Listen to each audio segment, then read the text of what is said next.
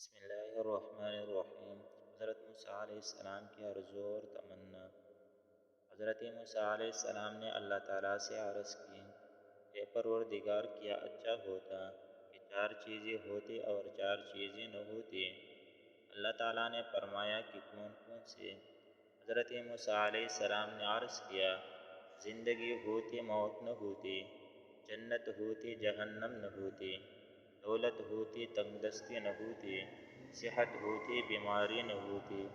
غیب سے آواز آئی، اگر زندگی ہوتی اور موت نہ ہوتی تو میرا دیدار نہ ہوتا، اگر دولت ہوتی اور تنگ دستی نہ ہوتی تو میرا شکر کون ادا کرتا، اگر جنت ہوتی اور جہنم نہ ہوتی تو میرے عذاب سے کون ڈرتا، اگر صحت ہوتی اور بیماری نہ ہوتی تو مجھے کون یاد کرتا۔